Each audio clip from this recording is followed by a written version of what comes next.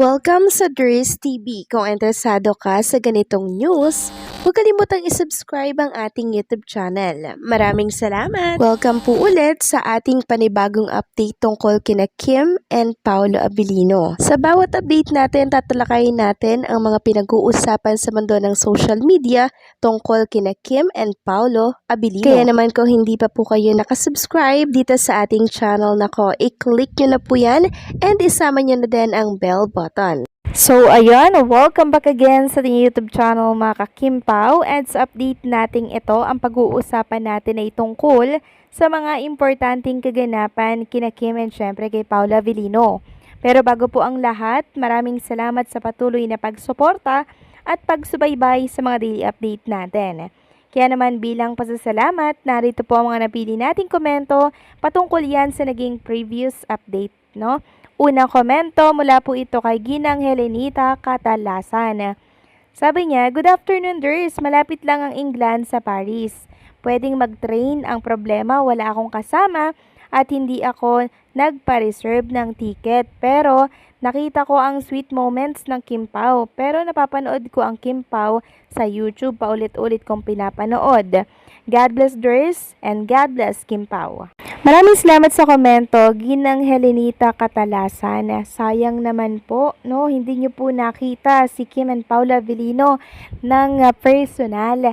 Pero hayaan nyo, baka makita nyo po mga ka-Kimpaw or Ginang Helenita Catalasan, si Kim and Paolo Abilino na naggagala-gala dyan sa part po ninyo. So, pakiramdaman mo na lamang po, Ginang Helenita Catalasan, dahil syempre hindi po sasayangin ni Kim and Paolo Abilino ang pagkakataon na nandiyan sila sa England. Susulitin po nila yan mga ka-Kimpaw bago sila bumalik sa locking taping na naman ng third cycle po ng The Alibay dyan sa Cebu.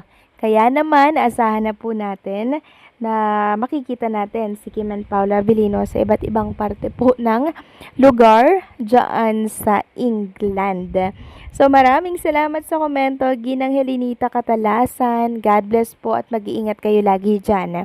At ang pangalawang komento naman ay mula po kay Ginang Arlene Casis. Sabi niya, "Alam mo Miss Dries, may karapatan na talaga si Kim kay Pao kasi yung sa bandang huli ng ASAP, yung silang lahat kumanta na, kung napanood mo, may binulong si Kim kay Pao, agad may kinuha si Pao sa bulsa niya at yon ay isang phone. Agad niya itong ibinigay kay Kim at ang nakakatuwa pa, parang alam ni Kim password ng CP ni Pao. Dalawa lang ibig sabihin yan, Miss Dries, couple phone nila yon. Kay Paolo mismo ang phone na yon kasi color black at yung kay Paolo naman yon, alam na alam ni Kim ang password. Endgame na talaga." Wow, grabe naman, Ma'am Arlene Casis.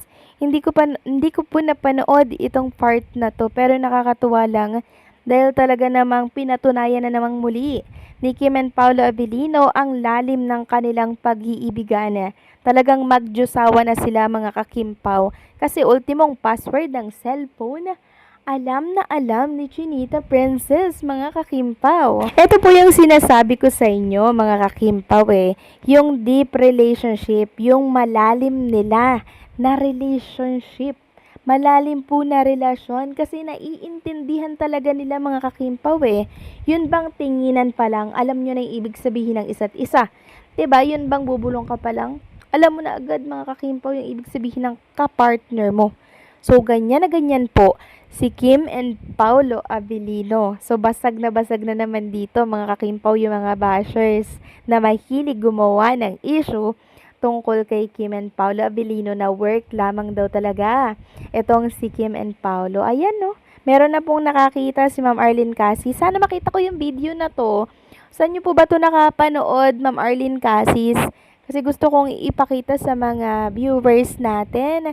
Nang sa ganun, syempre, mas lalo silang maging masaya. Maraming salamat sa komento, Ginang Arlene Casis. God bless po at mabuhay kayo.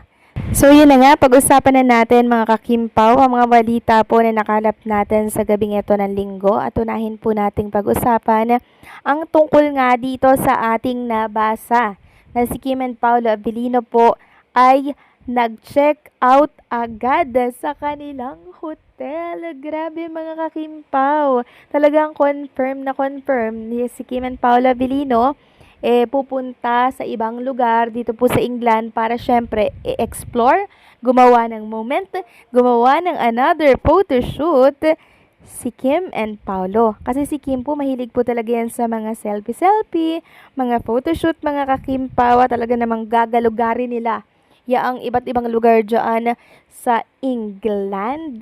Grabe, another moment na naman to mga kakimpaw. At sana naman sa mga OFW natin dyan sa parte po ng England, baka makita nyo po si Kim and Paolo Avellino, i-share nyo po yung mga ayuda ninyo sa Facebook. Kasi ang Kim Pao fans naman po, mabibilis pa po yan sa mabibilis po yan. 24/7 nakatutok po yan mga kakimpaw sa social media. Kaya walang hinding mahahanap po yung mga posts ninyo.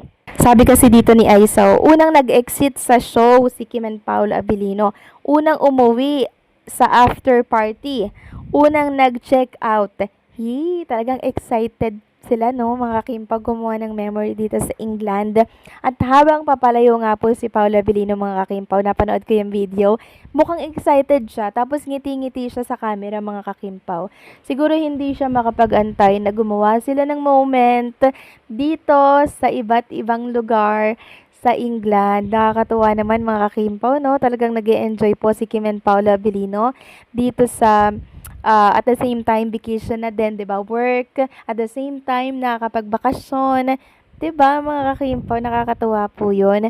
And dito pa lang sa mga ganap na to ni Kim and Paolo Avellino, grabeng saya na naman ang puso natin to the highest level. Kasi syempre, Kim Pao nag-e-enjoy sa ibang bansa. Tapos, solo lang nila, no? Yung isa't isa. Iniwan po ata si Mama Jet at si Kim and Paolo Avellino lang yung pupunta sa lugar kung saan sila ay gagawa ng moment, mga kakimpaw. Mapapasana all ka na lang, no? Pero deserve naman talaga ni Kim and Paolo Avellino, mga kakimpaw, na magliwaliw, 'di ba? Magpahinga, mag-relax, since nandirito na lang din naman sila sa ibang bansa. Sabi nga po ni Jezebel, sure ako na hindi pa sila uuwi ng Pinas kasi Kim want to wear boots for a long haul flight. Ako alam ko saan ang punta nila. Baka naman sis, no, pa-share naman kung saan ang punta nilang dalawa. Kasi syempre, magiging masaya na naman ito mga subscribers and listeners natin sa gabing ito sa oras na malaman nila kung saan pupunta si Kim and Paolo Avellino. So, magmo-moment po si Kim and Paolo and syempre, susulitin ang bakasyon dito po sa England. Dito pa lang masaya na tayo, mga kakimpaw. Bonus na lamang po kung may mga picture na lumabas for Kim and Paolo. 'Di ba? So, anong sa inyo dito, mga kakimpaw? Please comment down below at huwag kalimutang mag-like, tapos mag-share na din, and also subscribe kung hindi pa kayo subscriber ng ating channel.